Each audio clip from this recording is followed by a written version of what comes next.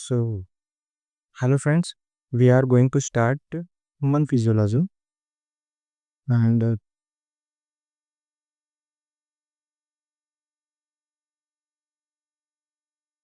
what is human physiology?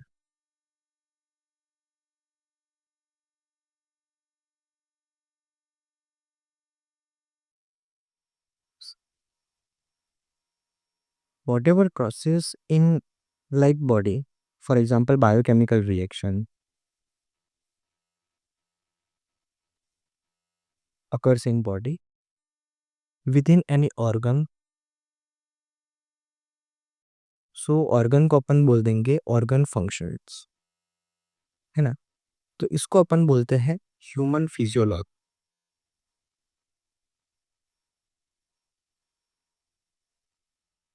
इसका मतलब क्या हुआ कि भैया बॉडी में जितने भी रिएक्शन हो रही है किसी भी ऑर्गन में, यानी कि ऑर्गन कुछ फंक्शन परफॉर्म कर रहा है, तो वो एक फिजियोलॉजिकल फंक्शन है। इसको मतलब भी उसी फंक्शन को अपन क्या बोलते हैं, ये बॉडी की फिजियोलॉजी में, जिसमें सारे मेटाबॉलिज्म प्रोसेसेस आ जाते हैं, उसके फंक्शंस आ जाते हैं, है ना? तो इसके लिए आप प्रिफर कर सकते हो एनसीईआरटी क्या कहना चाहती है उसके बारे में। ह्यूमन फिजियोलॉजी में क्या क्या है? सबसे पहले तो ह्यूमन फिजियोलॉजी में अपन जीआई की पढ़ता है। जीआईटी मतलब क्या है? हाँ, गैस्ट्रो इंटेस्टिनल ट्रैक्ट। और ये अपन ओरल कैविटी से लेके जो एनल ओपनिंग है वहां तक पढ़ के, तो आज अपन कवर करने वाला है डाइजेशन एंड एब्जॉर्प्शन। ठीक है, क्या है डाइजेशन है एब्जॉर्प्शन?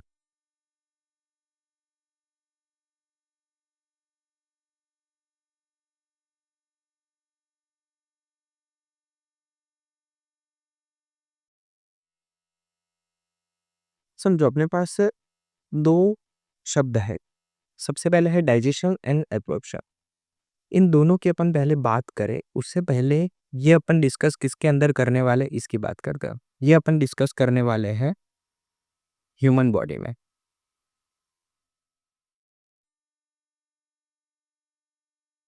और ह्यूमन बॉडी में हर एक फिजियोलॉजिकल परफॉर्म करने के लिए एक अलग सिस्टम है। तो डाइजेशन के लिए जो सिस्टम है उसको अपन बोलते हैं डाइजेस्टिव सिस्टम।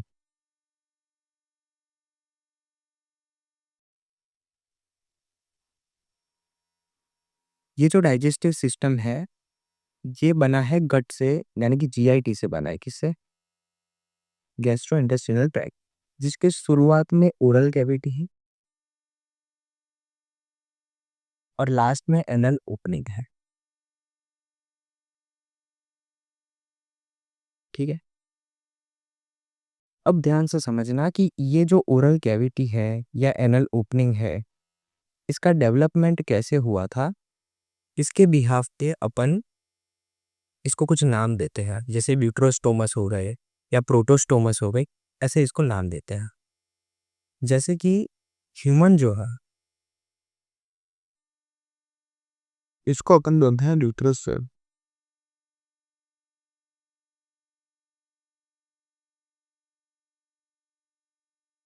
अब आप बोल रहे कि ड्यूट्रोस्टोमस का मतलब क्या होता है? ध्यान, ड्यूट्रोस्टोमस का मतलब होता है, स्टोमस मतलब क्या? Stoma, primitive oral cavity. वो जब बाद में आती है तो उसको बोला जाता है ड्यूट्रोस्टोमस। अगर पहले है तो प्रोटोरोके। तो फर्स्ट जो ह्यूमन में वो डेवलपमेंट होता है एनस का, और लास्ट में डेवलपमेंट होता है माउथ का। उसके पहले प्रिमिटिव ओरल कैविटी होती है। दूसरा, ह्यूमन में जो डाइजेशन होता है उसको अपन बोलते हैं कंप्लीट डाइजेशन।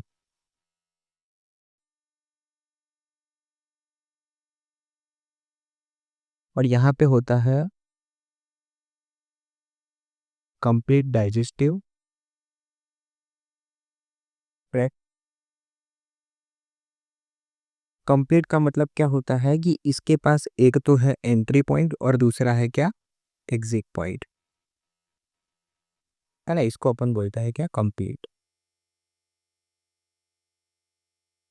इनकम्प्लीट में क्या होता है कि जहाँ से एंट्री होती है वहीं से वो क्या करता है, एक्सक्रीशन करता है, लेकिन कंप्लीट में ऐसा नहीं होता, उसके पास एक एंट्री पॉइंट। अरे अब समझते हैं डाइजेशन का एक्चुअल मीनिंग क्या होता है, कि भाई अपन जो डाइजेशन डाइजेशन करते हैं इसका मीनिंग क्या है।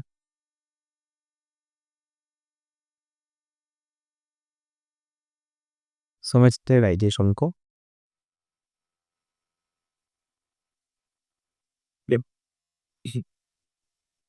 डाइजेशन का मतलब होता है कि जो भी आपके पास फूड आया उसको आपको कंजर्व करना है, उसको कन्वर्ट करना है तो सिंपल एब्सॉर्बेबल फॉर्म में। यानी कि आप जो फूड पार्टिकल खाते हो, बर्गर पिज्जा जो भी खाते हो,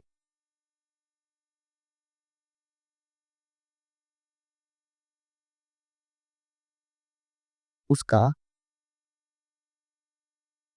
केमिकल प्लस मैकेनिकल जो फॉर्म होंगे उसमें क्या आएंगे, चेंजेस लाएंगे। और उस फूड को बनाएंगे कैसा कि उसको जो अपने ऑर्गन्स है वहां से उसको बॉडी के जो सेल्स है वो क्या कर सके, डिफरेंट डिफरेंट फॉर्म में एब्जॉर्ब कर पाए।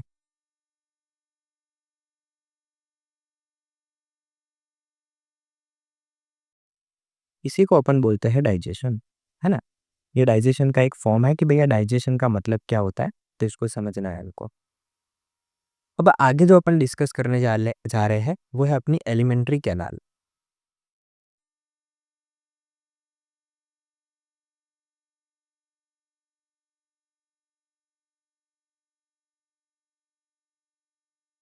ये डाइजेशन शुरू कहाँ से होता है और खत्म कहाँ होता है। सबसे पहला जो पार्ट आता है भैया वो आता है क्या, माउथ आता। माउथ से आपका रहता है फूड की एंट्री। माउथ से ये जाता है पेरिंची।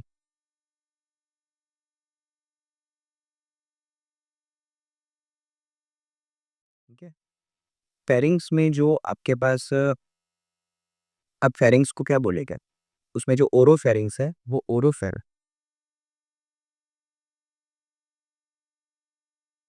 वो है आपके लिए कॉमन पैसेज। तीन होते हैं, ओरोफेरिंग्स आया। लेरिंग जो फेरिंग्स जो है आपके पास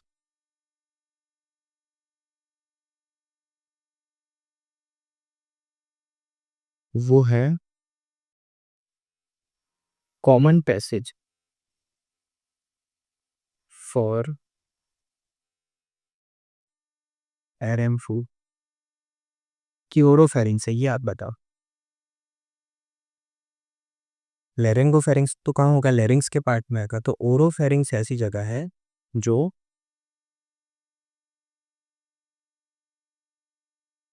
कॉमन फेरिंग्स से फूड जो होता है। अच्छा, फेरिंग्स के बाद दो पार्ट हो जाते हैं, एक हो जाता है लेरिंग्स और एक हो जाता है ईसोफेगस। ईसोफेगस जो होता है वहां से फूड जाता है स्टमक में।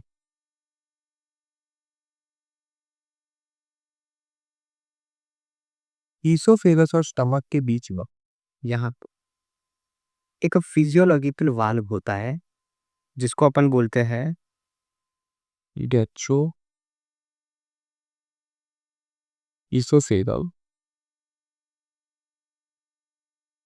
स्पिंजर। अच्छा, अगर याद रखूंगा इस स्पिंजर में कोई भी डिसफंक्शन हुआ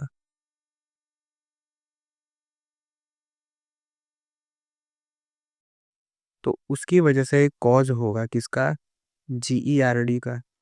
अच्छा, इसके बहुत जीईआरडी होने के बहुत सारे रीज़न हो सकते हैं।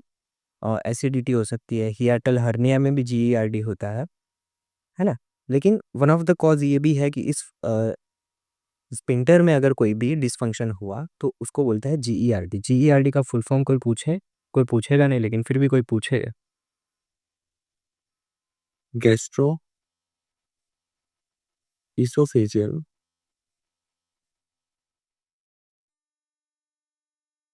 रिफ्लेक्स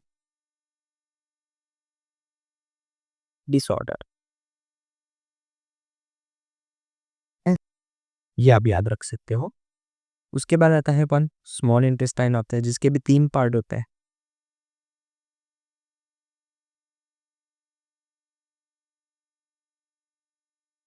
है ना? ड्यूोडेनम, जेजुनम, इलियम, ब्यूटेनम, जेजुनम, इलियम। ओके। इलियम के बाद ये जाता है लार्ज इंटेस्टाइन।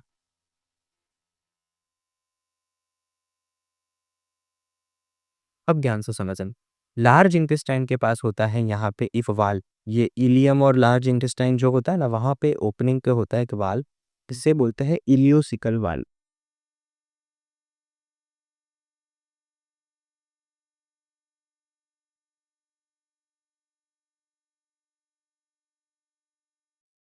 ठीक है। अच्छा, इसको इलियोसिकल तो बोला क्योंकि लार्ज इंटेस्टाइन का फर्स्ट पार्ट क्या है, सीकम, इसलिए इसको इलियोसिकल हुआ है। लार्ज इंटेस्टाइन के फर्स्ट पार्ट को बोलते हैं सीकम, फिर आता है कोलम, और फिर आता है रेक्टम। रेक्टम ही आप बोलोगे कि जीआईटी का लास्ट पार्ट है, लेकिन उसका कुछ लास्ट पार्ट को अपन बोल देते हैं क्या, वहां से आगे जाएंगे तो एनल चैम्बर आएगा, और वहां से आप बोलोगे एनल ओपनिंग जिसको बोलते हैं एनस, वहां से फूड पार्टिकल बाहर निकल जाता है। ये आपकी एलिमेंट्री कैनाल है, बहुत ही खराब दिख रहे हैं वो, लेकिन अभी के लिए आप इतना ही चला लो कि भैया क्या है। एक एक पार्ट को अपन डिस्कस करेंगे एलिमेंट्री कैनाल में। सबसे पहले अपन माउथ को ही देखते हैं कि भैया माउथ में क्या होता है। देखते हैं कि माउथ में क्या होता है एक्चुअली।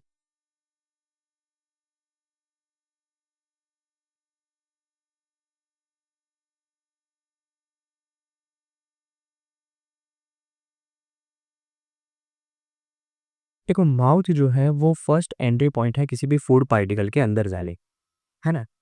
तो माउथ के लिए अपन बोलेंगे कि माउथ जीआईटी का ओपनिंग पॉइंट है,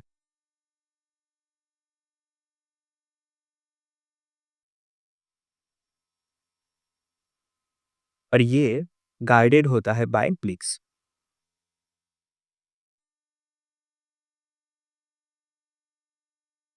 ठीक है। माउथ के अंदर जाते हैं तो आपको माउथ के अंदर ज़्यादातर 3 चीज़ों के फोकस करना है। ये जो माउथ आपने देखा, जो मान लो कि किसी भी बंदे की ओरल कैविटी है ना, यहाँ पे ये लिप है उसके, ये इसकी आंखें हैं, ये आप ओरल कैविटी देख रहे हो। तो ओरल कैविटी में आपको सबसे पहले तो यहाँ पे क्या दिखेंगे, टीथ दिखेंगे।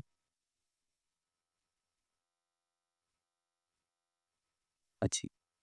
टीथ के बाद आपको क्या दिखेगी, यहाँ पे एक सुंदर सी टंग दिखेगी।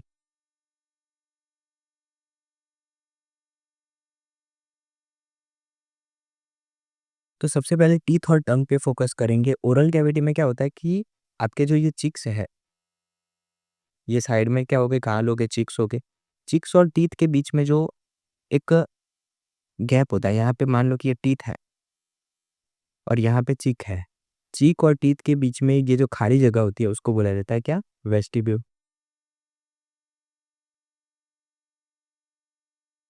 तो सबसे पहले आप क्या देखोगे इसमें, नंबर 1 वेस्टिब्यूल देखोगे।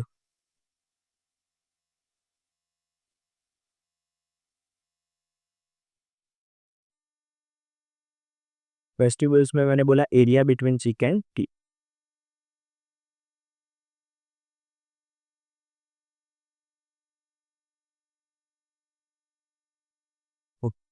दूसरा आप देखोगे बकल कैविटी या ओरल, बकल कैविटी नहीं, ओरल कैविटी देखोगे आप।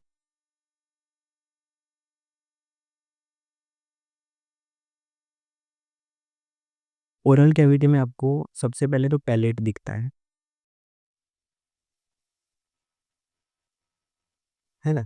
पैलेट कैसा दिखेगा, आप जब पैलेट देखते हो तो पैलेट ऐसा दिखता है।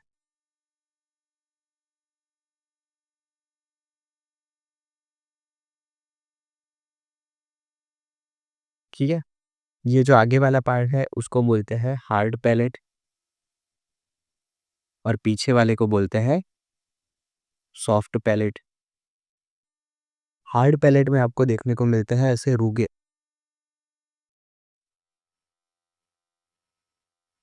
ओके।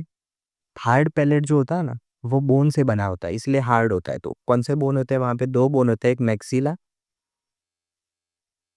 और दूसरा पैलेटाइन बोन होता है।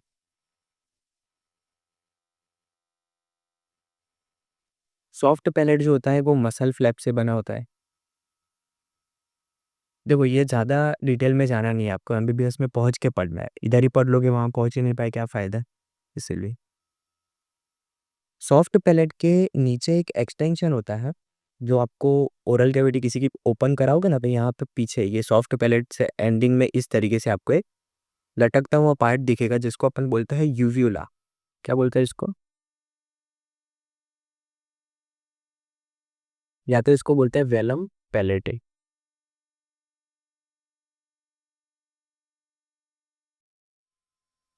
वेलम पैलेटी बोलते हैं। तो सबसे पहले मैंने आपको बताया क्या, कि भैया आपको याद रखना है, वेस्टिब्यूल्स याद रख लो, ओरल कैविटी में पैलेट में याद रख लो हार्ड पैलेट क्या होता है, सॉफ्ट पैलेट क्या होता है। हार्ड पैलेट किससे बना होता है, ये याद रखो, काम में आएगा। उसके अलावा आपको कुछ नहीं जानना है। अच्छा, ओरल कैविटी में पैलेट के बाद जो होता है वो आता है क्या, उसके पहले आप एक चीज याद रखो, ये जो आपके पैलेट होता है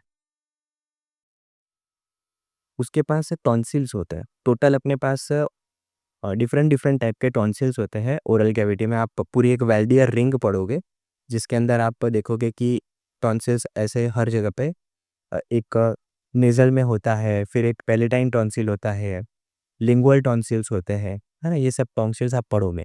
लेकिन अभी के लिए आप इतना याद रखो कि one pair of large lymph node present होते हैं posterolateral surface of the soft palette.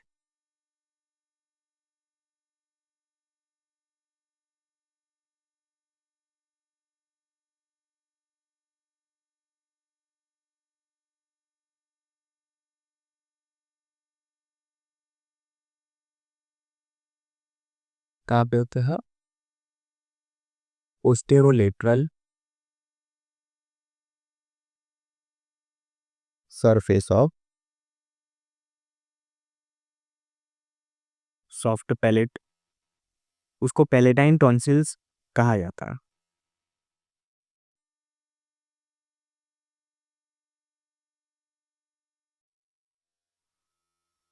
आपने लेमन टर्म में बोलते हैं कि भाई इसको टॉन्सिल हुआ है, टॉन्सिल हुआ है ना? वो टॉन्सिलाइटिस होता है, टॉन्सिल में इन्फेक्शन हो जाता है, वायरल इन्फेक्शन भी होता है, उसकी वजह से भी हो सकता है। उसके अलावा ओरल कैविटी में आपको याद रखना है टंग। पैलेट के बाद टंग क्या है? एक फ्रीली मूवेबल मस्कुलर ऑर्गन है।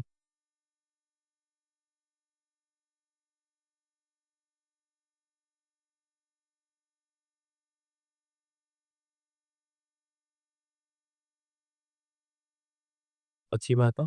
ये फ्लोर ऑफ ओरल कैविटी पे टच, अपन बोलेंगे अटैच है। कहाँ पे अटैच पर?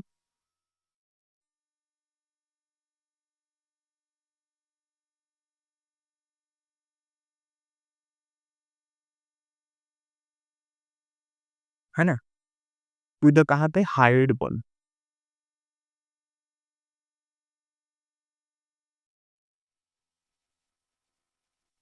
Bye muscles.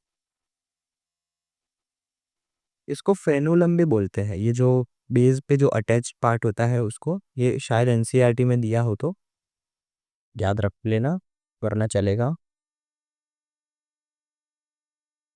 ना, यहाँ पे डिफरेंट डिफरेंट टाइप के मसल्स आते हैं, जो आपके लिए ज़रा भी इंपॉर्टेंट नहीं है अभी के हिसाब से। अब इतना याद रखो, टंग होती है फ्लोर ऑफ बेस पे हायोइड बोन के साथ अटैच होती है। इतना इंपॉर्टेंट है आपके भी। किधर अटैच होती है? Attach to the floor of oral cavity to the hyoid bone. इतना इंपॉर्टेंट है। अब जो आपकी टंग होती है उसको मैं यहाँ पे बना रहा हूँ कि टंग के कितने पार्ट्स होते हैं।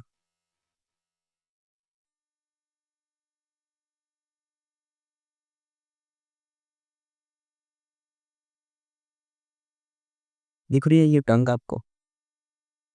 दिखनी चाहिए वैसे तो। हाँ, ये जो टंग होती है ना टोपल, उसके दो पार्ट हो जाता है। ध्यान से समझ। ये होता है पोस्टीरियर वन थर्ड पार्ट।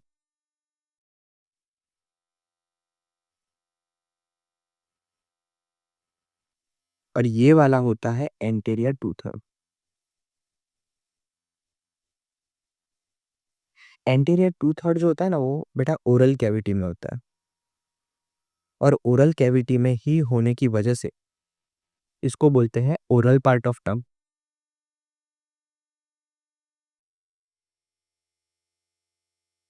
ठीक है। जबकि पोस्टीरियर टू थर्ड जो होता है वो फेरेंक्स में होता है।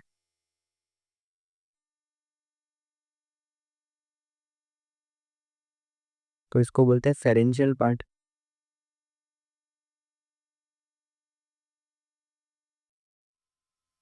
दोनों की अपनी अपनी कुछ खासियत है, अपन देखते हैं कि इसके क्या फीचर्स हैं। अब ध्यान से समझो कि ये दोनों पार्ट अलग कैसे होते हैं। तो अलग होते हैं, एक ऐसे वी शेप सल्कस होता है इसके पास, है ना, ऐसा वाला।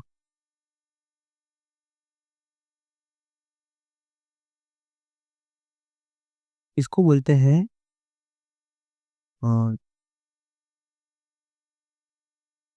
सरकम वैलेट, इसको बोलते हैं। ये जो वी शेप जो आपको दिख रहा है, जो दोनों पार्ट को अलग करने का काम करता है। ठीक। ये समझ में आ रहा है आपको? उसको सल्कस टर्मिनालिस बोलते हैं। क्या बोलते हैं इसको?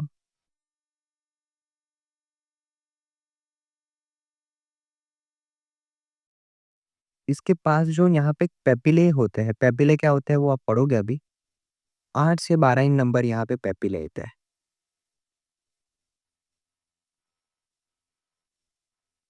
जिसको अपन बोलते हैं सरकम वैलेट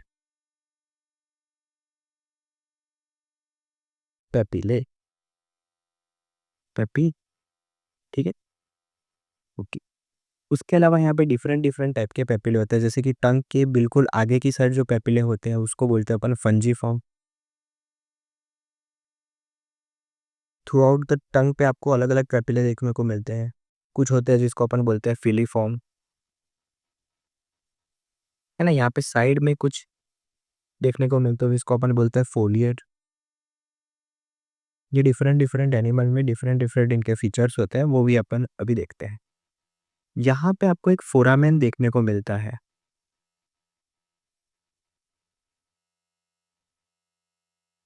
ये अपन दूसरे कुछ कलर से डिनोट करता हूँ, ब्लैक से। एक फोरामेन दिखता है जिसको बोलते हैं फोरामेन सीका।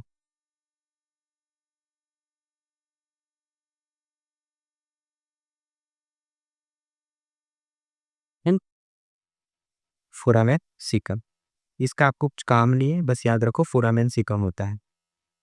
ये जो पोस्टियर आपका वन थर्ड पार्ट था, उसके अंदर आपको लार्ज लिम्फ नोड देखने को मिलता है।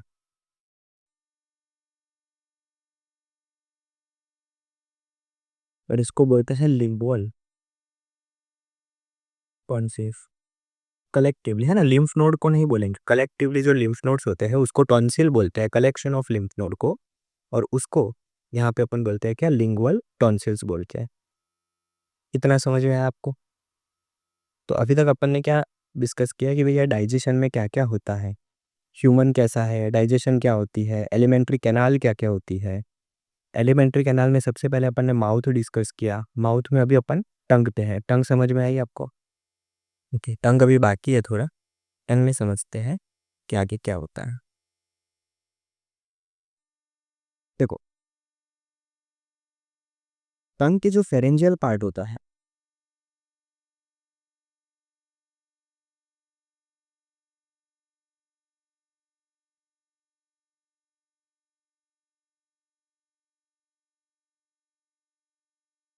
वहां पे आपको लिम्फ नोड देखने को मिलते हैं,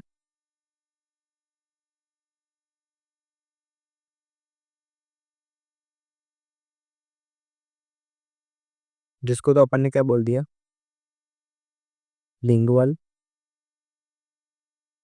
टॉन्सिल्स बोल दिया। ठीक है। अब जो ओरल पार्ट है,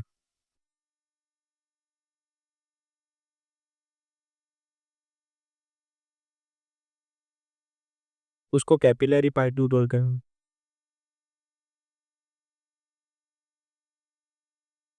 या उसको जेस्टेटरी पार्ट भी बोलते हैं।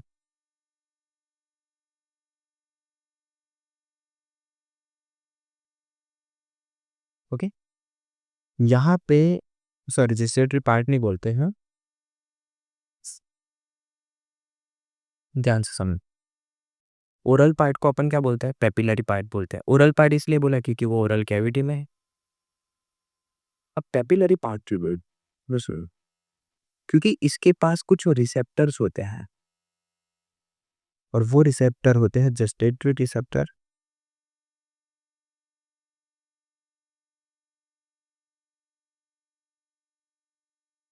या तो टेस्ट रिसेप्टर।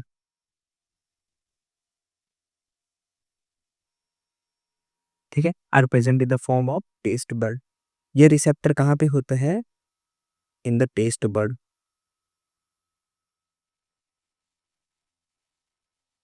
और टेस्ट बर्ड्स होती है कहाँ पे? On few papillae.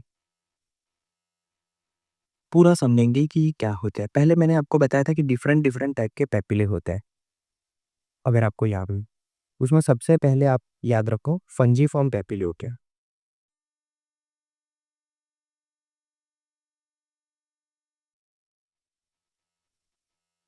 ये पिंक कलर के होते हैं।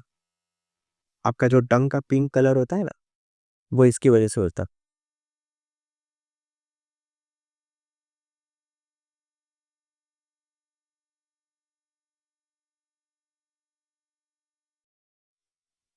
ओके, ठीक है। ये अटैच हो जाते हैं टंग के साथ बाय स्मॉल पेडिकल, और इसी तरीके से आपको देखने को मिलते हैं। ये स्मॉल होते हैं,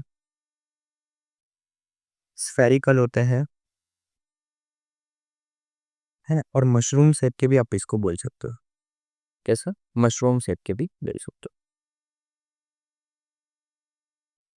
ये आपको एंटीरियर पार्ट पे, ऐसे तो ऑल ओवर द टंग आपको फंजी फॉर्म देखने को मिलेंगे, लेकिन एंटीरियर पार्ट पे ये खास होता है। एंटीरियर पार्ट यानी कि यहाँ पे, जहाँ पे से आपको स्वीटनेस का जो टेस्ट आता है वहां पे खास होता है ये।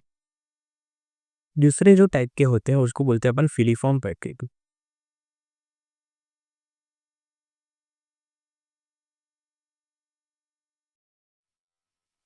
ये थ्रेड लाइक होते हैं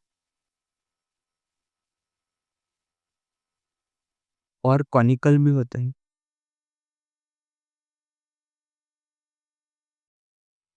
हेड लाइक कॉनिकल शेप में होते हैं। ये मेनली वाइट कलर के होते हैं। ये आपको थ्रू आउट द सरफेस, टंग के एंटायर सरफेस ये देखने को मिलता है। ये आपको पता होगा कि इसके अंदर क्या होता है कि केराटिन इकट्ठा हो जाता है, तो कभी कभी टंग जो होती है वो ज़्यादा क्लीन ना करने पर आपको वाइटिश देखने को मिलता है, वो इसकी वजह से देखने को मिलती है।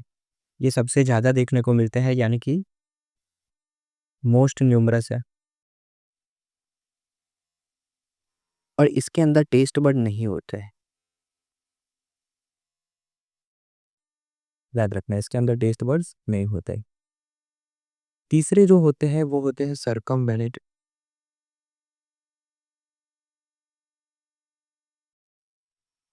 है ना, ये वेलवेट फॉर्म के होते हैं। ये 8 से 12 इन नंबर्स होते हैं। ये लार्ज होते हैं, स्फेरिकल भी होते हैं, ठीक है। और ये कहाँ पे होते हैं? नियर सल्कस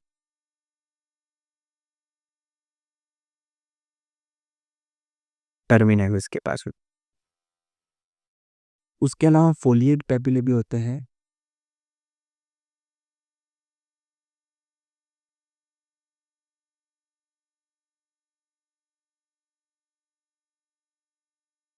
ये मिड लेटरल सरफेस पे बोलेंगे अपन। मिड लेटरल का मतलब हुआ लेटरल साइड पे, अपन मिड में यहाँ पे होता। ये वेस्टिजियल होते हैं ह्यूमंस में।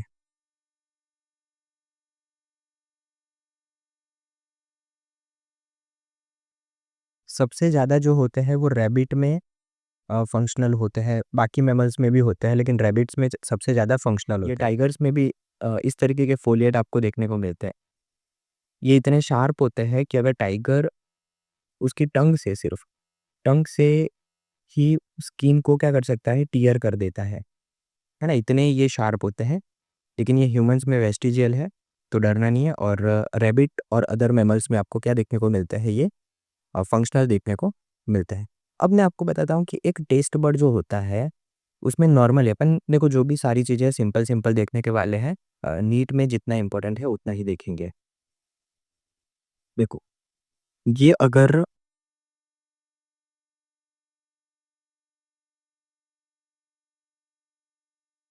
मैं बात करूँ, ये एक टेस्ट बड है ऐसा मान के चलिए आप, ठीक है? टेस्ट बड जो होता है ना, उसकी अंदर यहाँ पे आपको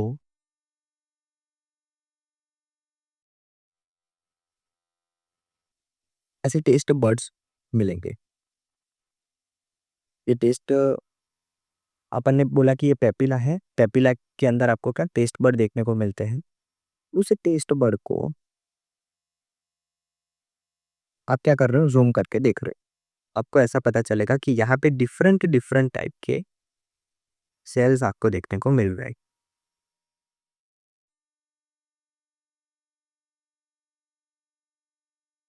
ठीक? डिफरेंट डिफरेंट टाइप के सेल्स आपको देखने को मिल रहे। कुछ जो सेल्स हैं, उनके पास नर्व्ड एंडिंग्स है इनकी, और कुछ के पास नहीं है, ठीक है? जिनके पास नर्व एंडिंग्स है ना दिख रहा, उसको बोलते हैं अपन मॉडिफाइड नर्व सेल्स।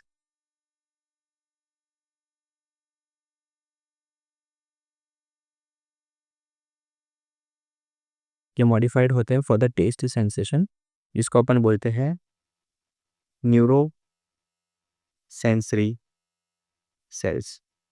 क्या बोलते हैं, न्यूरो सेंसरी सेल्स। अच्छा, इसके अलावा अगर अपन बात करें कि इनके पास ये जो बाकी एक और सेल है, ग्रीन कलर का यहाँ पे जो दिख रहा है, उसको बोलते हैं सपोर्टिंग सेल।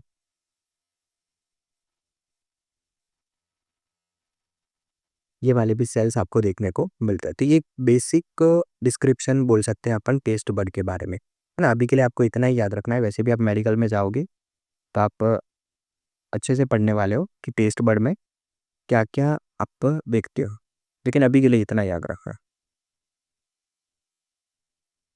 हाँ, ये क्या है कि बेसिक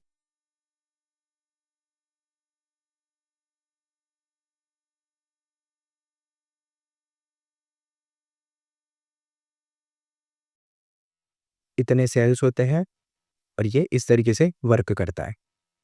टेस्ट बड देखने के बाद ओरल कैविटी में ही, मतलब माउथ में ही, आप एक और चीज देखते हैं जिसको अपन बोलते हैं tooth। देखो, क्या क्या देखा अपन ने माउथ में ही। पहला अपन ने देखा वेस्टिब्यूल्स। वेस्टिब्यूल्स जो होता है ना, दो पार्ट होता है। आप अगर ये देखो, यहाँ पे टीथ है,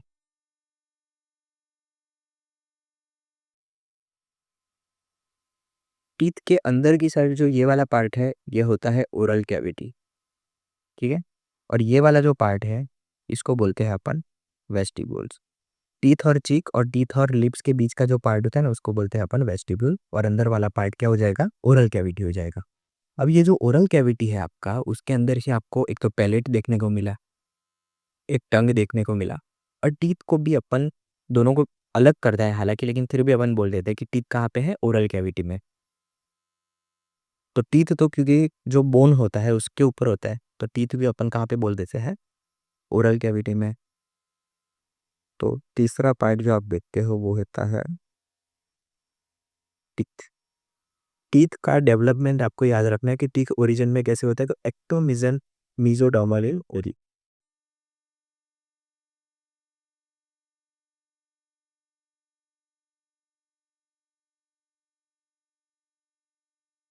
ये इंपॉर्टेंट।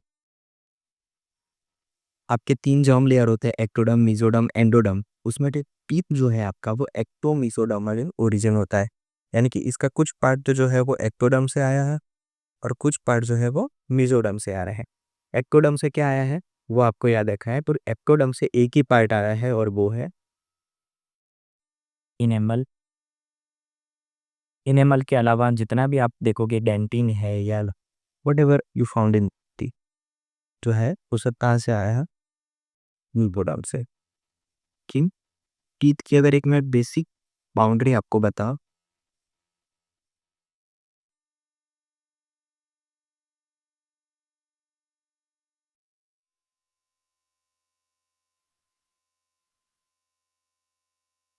ये जो है अपन टीथ का क्राउन बना रहे हैं। क्राउन जो है वो एनिमल से खास करके बना होता है, जिसके अंदर एक्सटेंशन होता है किसका? डेंटिंग का। और पल्प भी इसके अंदर कुछ पार्ट एक्सटेंड करता है।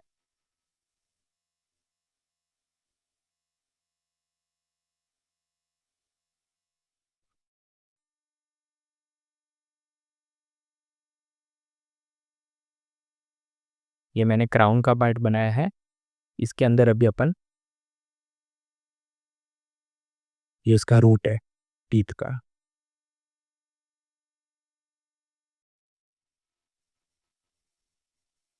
सिंगल रूटेड भी टीथ होते हैं, मल्टी रूटेड भी टीथ होते हैं, वो आप देखोगे आगे जाके।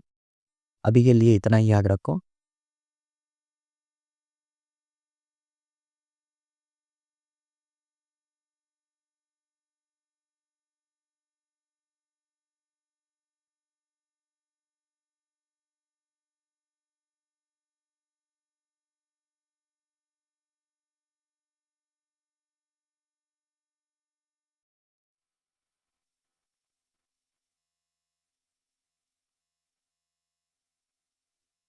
मैं बहुत खराब डायग्राम बनाया, लेकिन अभी क्या कर सकते हैं, आपको याद रखना है सिर्फ।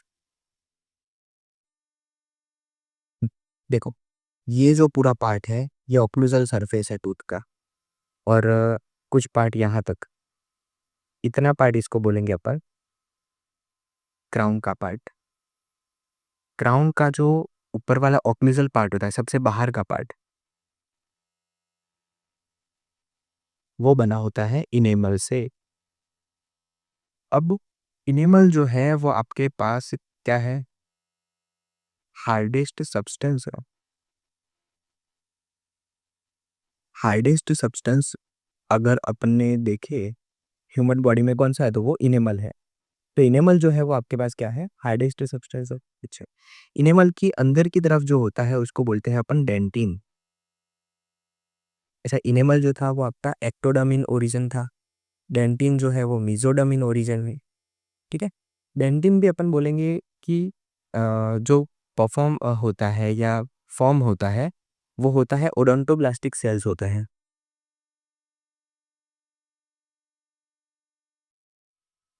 है ना? ओडोंटोब्लास्टिक्स जो सेल्स होते हैं वहां से डेंटिन फॉर्म हो। डेंटिन के अंदर एक पिंक पार्ट होता है। ये पूरा का पूरा पार्ट जो होता है वो पल्प का कैसा होता है? पिंक पार्ट होता है। और ये जो पिंक पार्ट होता है उसको अपन बोलते हैं क्या? पल्प। पल्प जो है दैट इज ओनली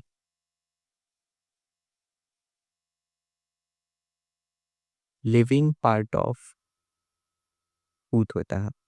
पल्प ही सिर्फ टूथ का लिविंग पार्ट है। इसके अंदर ब्लड वेसल्स होती है, नर्व होती है, ये सब पल्प के अंदर आपको मिलता। ये आप बेसिक डिस्क्रिप्शन याद रख सकते हो टूथ का। इसके अलावा आपको नीट के लिए जो याद रखना है वो है इसकी कुछ डेफिनेशंस होती है। सबसे पहली डेफिनेशन आपको याद रखनी है कीकोडॉन के।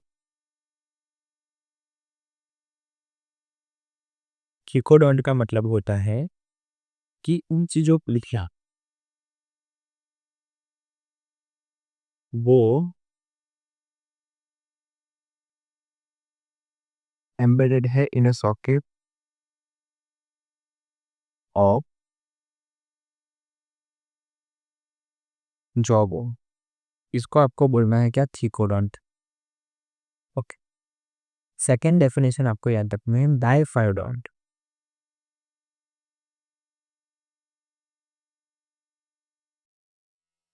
देखो, डाइफायोडॉन्ट का मतलब क्या होता है? दो, यानी कि दो सेट्स ऑफ टीथ। ह्यूमन जो होते हैं वो थीकोडॉन्ट भी है और डाइफायोडॉन्ट भी है। डाइफायोडॉन्ट कैसे होते हैं? उनके पास टू सेट्स ऑफ टीथ होते हैं, है ना? पहला जो सेट होता है वो होता है टेम्पररली, या तो उसको बोलते हैं milk teeth. Milky white colour के होते हैं, इसीलिए अपन मिल्क टीथ बोलते हैं। दूसरे होते हैं जिसको अपन बोलते हैं परमानेंट, या तो एडल्ट टीथ, या तो इसको सक्सीडेटरी टीथ भी बोलते हैं, क्योंकि ये सक्सीडेट होते हैं आफ्टर द प्राइमरी टीथ। इसीलिए इसको अपन बोलते हैं डाइफायोडल्ट। इसका मतलब होता है कि ह्यूमन के पास क्या है, 2 सेट्स ऑफ टीथ अपने को देखने को मिलता है।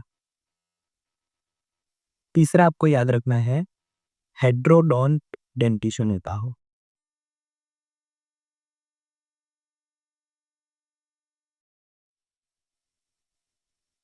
हेट्रोडोंट का मतलब होता है कि हर टीथ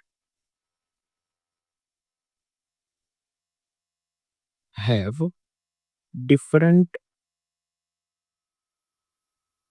फीचर्स। हर टीथ के पास अपना खुद का अलग फीचर होता है, तो जिसको अपन बोलते हैं हेट्रोडोंट होते हैं। ये वो अलग अलग टीथ के बारे में आप अलग अलग पढ़ोगे। अभी के लिए सारी जो टीथ है उसका आपको पढ़ने की कोई ज़रूरत है नहीं। या, तो ओरल कैविटी में मैं अभी इतना ही बताना चाहूँगा आपको, क्यों, ठीक है। इसके बाद जो है वो फेरिंग्स की अपन बात करेंगे। तो फेरिंग्स क्या होता है उसकी बात करेंगे।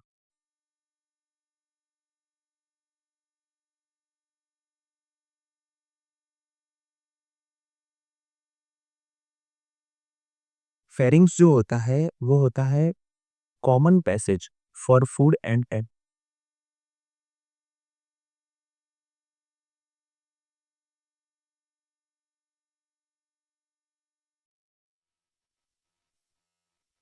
किसके लिए क्या है, कॉमन पैसेज है।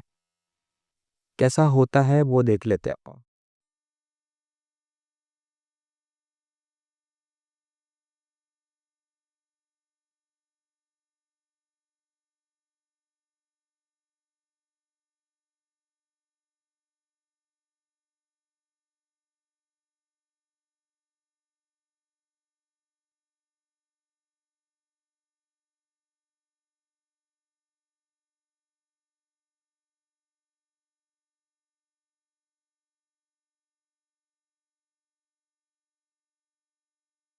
जॉ लाइन शार्प हो गई भाई इसकी,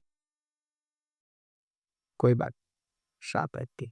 देखो, नेजल कैविटी ये है, ये भी ओपन कहाँ पे होगा, नेक में ओपन होगी, ठीक है। और ये आपकी ओरल कैविटी है, ये भी नेक में ओपन होगी। इसके बाद ये आगे वाला जो पार्ट है,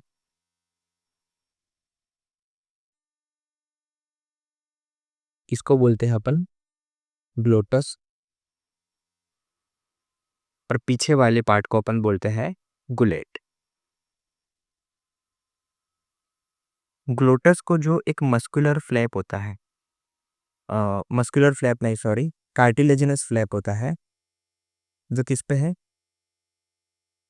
ग्लोटस पे है, तो इसको बोलते हैं एपिग्लोटिस। ये इसको प्रोटेक्ट करने का काम करता है। और गुलेट जो होता है वो ओपन होता है, ठीक है। ये जो इतना वाला पार्ट है आपका, इसको बोलते हैं फेरिंग्स। जिसमें ये जितना पार्ट नोज में है उसको बोलते हैं नेजोफेरिंग्स। जितना पार्ट ओरल कैविटी में है इसको बोलते हैं ओरोफेरिंग्स। और जितना पार्ट आपके लेरिंग्स वाले पार्ट में है उसको बोलते हैं लेरिंजो फेरिंग्स। ठीक है, इतना याद रहेगा आपको।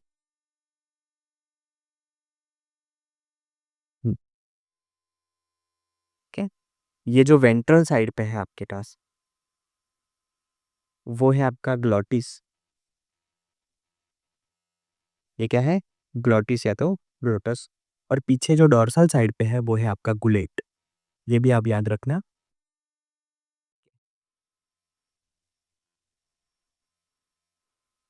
अब यहाँ पे आपके पास एक और चीज आ जाती है कि one pair of Eustachian tube जो होती है वो नेजोफेरिंग्स में ओपन होती है। नेजोफेरिंग्स के पास एक ओपनिंग होती है, देता।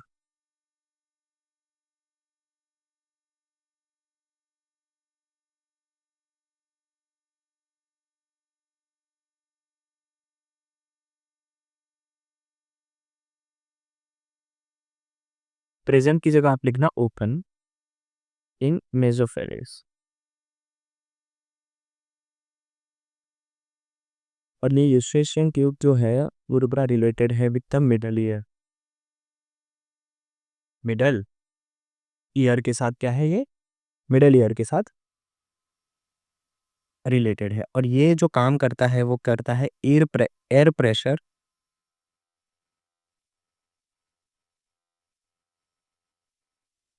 मेंटेन करने का काम करता है। ठीक है, तो ये जो है वो फेरिंग्स है। इसके बाद अपन देखेंगे ईसोफेगस। देखो अपन एक एक चीज क्लियर करते हुए जा रहे हैं, ध्यान से समझ रहा हूँ। सबसे पहले अपन ने माउथ क्लियर किया, फिर फेरिंग्स में गए, अब ईसोफेगस में आए हैं। ठीक है, और जितना एनसीईआरटी रिलेटेड है उतना ही देखते जाएंगे, वरना आप मेडिकल में जाएंगे तो ईसोफेगस आपको पूरा पढ़ना ही है। ईसोफेगस को आप बोलते हैं फूड पाइप। ठीक है, थिन है, लॉन्ग है, कहाँ से एक्सटेंड करती है? ये पोस्टीरियर साइड पे होती है ऑफ द नेक। नेक में होती है पोस्टीरियर साइड पे, आपने अभी देखा। ये कहाँ पे है? पोस्टीरियर साइड पे, डोर्सल साइड पे। एंटीरियरली क्या होता है? ट्रेकिया होता है। पोस्टीरियर साइड पे ईसोफेगस होती है। ठीक है, ये जो है आपकी ईसोफेगस, ये एक्सटेंड करती है अप टू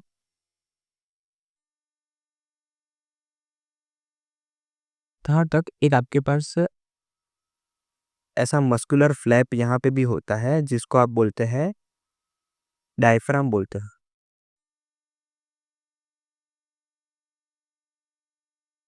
है ना, ये डायफ्राग्राम नहीं है, डायफ्राम है ये। डायफ्राम होता है, डायफ्राम तक ये एक्सटेंड करते हैं। थोड़ी डायफ्राम से आगे जाके ये ओपन हो जाती है यहाँ पे, किसमें? स्टमक।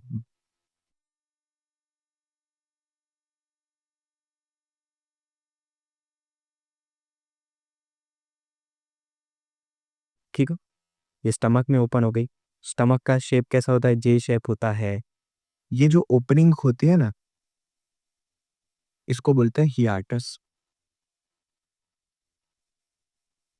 अब देखो, ग्रीक में ओपनिंग को हाइलम, हियाटस ये सब बोला जाता है, आपको पता ही है। इस ओपनिंग को अपन ने बोला हियाटल ओपनिंग।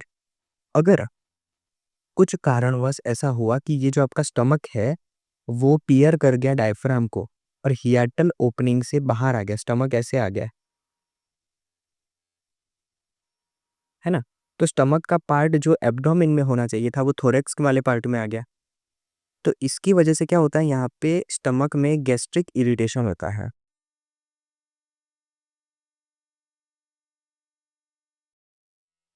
ठीक है, और गैस्ट्रिक इरिटेशन होने की वजह से जीईआरडी हो सकता है। तो ये सेकंड वाला एक कॉज हो गया। फर्स्ट वन कौन सा था आपके पास, कि अगर ये मस्कुलर फ्लैप में कुछ खराबी हो जाएगी तो आप बोलोगे कि जीईआरडी हो गया। दूसरा, ये गैस्ट्रिक इरिटेशन है, इसकी वजह से भी जीईआरडी हो सकता है। ये जो कंडीशन है कि जिसमें स्टमक टीयर करके बाहर आ जाता है, इसको बोलते हैं हर्निया। किसी भी पार्ट से कोई भी ऑर्गन जो है वो बाहर आ जाने की कंडीशन को अपन क्या बोलते हैं? हर्निया है। और ये जो हर्निया है वो हियाटल ओपनिंग से है, तो इसको अपन बोलते हैं क्या? हियाटल हर्निया। ठीक है, इतना सब इम्पोर्टेंट है नहीं, जस्ट आपको बता दिया कि आपको याद रहे कि ऐसा कुछ होता है। ये मेडिकल में जाओगे कब आप फिर से पढ़ने वाले हैं। ठीक है, अच्छा, ईसोफेगस की अपन बात कर रहे थे। ईसोफेगस की बात करते करते स्टमक में चले गए। ईसोफेगस में याद रखना कोई भी डाइजेस्टिव ग्लैंड नहीं होती।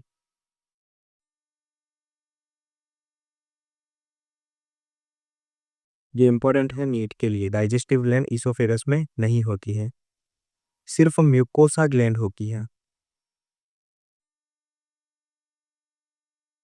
म्यूकोसा ग्लैंड होती। अच्छा, लेंथ ऑफ ईसोफेगस जो होता है वो प्रोपोर्शनल टू होता है length of the neck.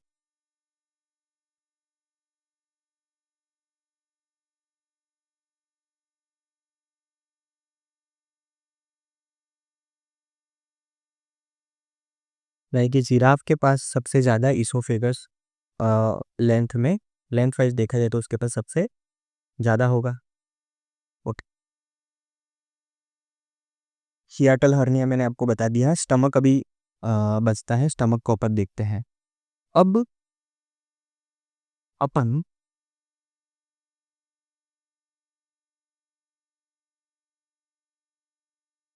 Stomach से आगे बढ़े उसके पहले मैं आपको बताना चाहता हूँ, एक वाल्डियर रिंग करके चीज होती हो।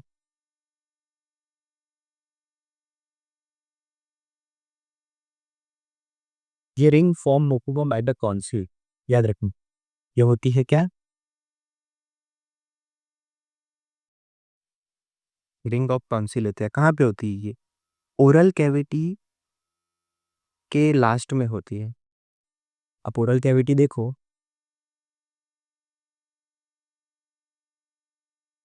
ऐसी है ओरल कैविटी। ये नेजल चैम्बर है, ये इस तरीके से ये ओरल कैविटी यहाँ पर। ठीक है, ये अपन लेटरल व्यू से देख रहे हैं, साइड से देख रहे हैं। आगे से देखेंगे फ्रॉम फ्रंट या तो बैक से, आपको ऐसा दुखी। यहाँ पे कुछ टॉन्सिल्स आपको देखने को मिलता है। संदेह दे, सबसे पहले ये वाला एक टॉन्सिल्स आपको देखने को मिलता है, ये सबसे ऊपर ऊपर। ये होता है आपका कौन सा? Nasopharyngeal tonsil. ओके, उसके बाद यहाँ पे यूस्टेशियन ट्यूब के पास एक टॉन्सिल होता है, और वो टॉन्सिल यहाँ पे होते हैं, जिसको अपन बोलते हैं क्या? Tubular tonsil. ठीक है, फिर टंग के पास टॉन्सिल्स होते हैं, जिसको बोलते हैं लिंगुअल टॉन्सिल्स। वहाँ तो भी पेयर ऑफ टॉन्सिल्स होता है। और एक जो है वो पैलेट के पास होता है, जिसको अपन बोलते हैं पैलेटाइन टॉन्सिल। ये पैलेटाइन टॉन्सिल है और ये लिंगुअल टॉन्सिल। तो इस तरीके से पूरी ये रिंग बनती है इससे, जिसको अपन बोलते हैं कौन से? टॉन्सिल्स अलग अलग। ये कंसेप्ट बीच में याद रख लेना। अब क्या किया अपन ने, आपने अगर वो पढ़ा हो एनिमल किंगडम, एनिमल किंगडम पढ़ते ही अपन सबसे पहली चीज पढ़ते हैं कि अगर ये कोई ट्यूब है, इसको यहाँ से कट कर दिया, ट्रांसफर सेक्शन लेके ट्यूब का देखते हैं, तो अपन को 4 लेयर देखने को मिलते हैं, है ना। मेनली 4 लेयर देखने को मिलते हैं अपने को। सबसे पहले अंदर म्यूकोसल लेयर होगा, सब म्यूकोसल लेयर होगा, फिर मस्कुलर लेयर होगा, और सबसे बाहर वाला सीरोसा लेयर होता है। ये सब में देखने को मिलता है, म्यूकोसा होता है, सब म्यूकोसा होता है, मस्कुलर होता है, और फिर कौन सा लेयर होता है? सीरोसा देखने को मिलता है। सब में देखने को मिलता है ये। ओके, अब क्या करना है कि जितने भी ऑर्गन अपन पढ़ेंगे ईसोफेगस, उसे सब में अपने को देखने का है कि उसका म्यूकोसा कैसा है, उसका सब म्यूकोसा कैसा है, उसका मस्कुलर कैसा है, और उसका सीरोसा कैसा है। ये सबके लिए अपन देखते देखते जाएंगे।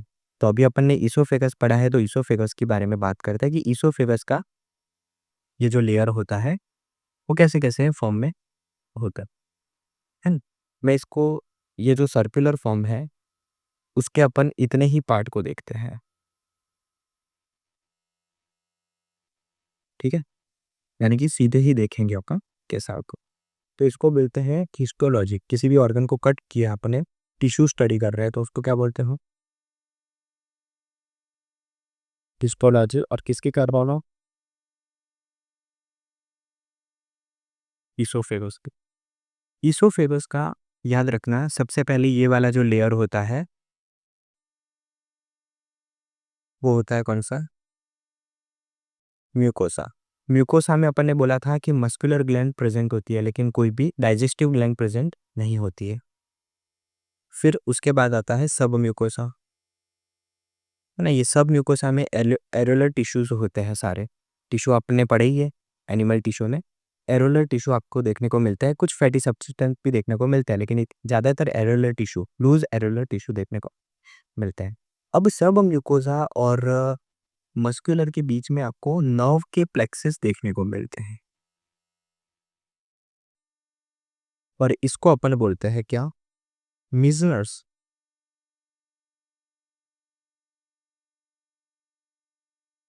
नो, ठीक है। इसके बाद मस्कुलर लेयर आता है।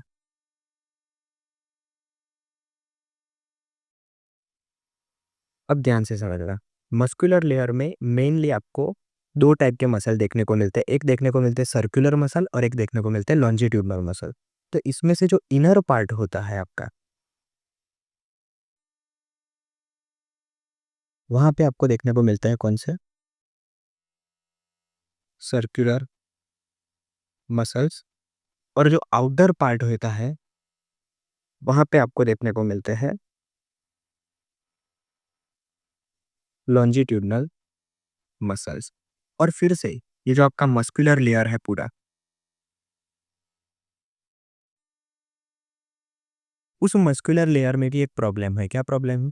मस्कुलर लेयर में ऐसा प्रॉब्लम नहीं है, लेकिन मस्कुलर लेयर के दोनों मसल लेयर के बीच में भी आपको एक नर्व प्लेक्सिस देखने को मिलता है, और इसको बोलते हैं अपन क्या?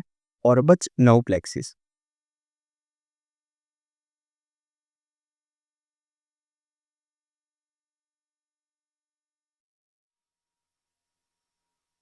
ठीक है। और सबसे बाहर वाला जो लेयर होता है उसको अपन बोलते हैं कौन सा लेयर?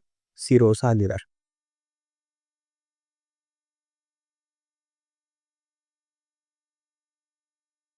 सिरोसा जो होता है वो लूज एरुलर टिश्यू, क्योंकि बाहर का लेयर है, तो अगर ये ट्यूब है तो ट्यूब को कवर कर रहा है सिरोसा, तो वाइट फाइब्रस कनेक्टिव टिश्यू होगी जो उसको स्ट्रेंथ देने का काम करेगा। इसे ट्यूनिका सॉरी सिरोसा को अपन ट्यूनिका एडवेंटिशिया भी बोलते हैं। अब क्या होता है, ये डायफ्राम होता है ना जो, उसके नीचे के जितने भी ऑर्गन है वो सारे कवर होते हैं विद द लेयर ऑफ पेरिटोनिया, लेकिन डायफ्राम के ऊपर वाले में पेरिटोनियम नहीं होता है। तो वहाँ के नीचे वाले में तो आप सिरोसा को क्या बोल दोगे? पेरिटोनियम बोल दोगे, लेकिन ऊपर कोई पेरिटोनियम नहीं होता है, तो इसके लिए इसको बोला जाता है ट्यूनिका एडवेंटिशिया। ये इसका लेयर है। ठीक है। तो ये अपन ने पढ़ी क्या? Histology of oesophagus. ये इंपॉर्टेंट है थोड़ी बहुत, अब इसको देख लीजिएगा। हालांकि ये चैप्टर ही निकल गया है आपका, लेकिन फिर भी, है ना, इतना इंपॉर्टेंट है। इधर तक अभी रखते हैं, स्टमक आगे देखते हैं थोड़े ब्रेक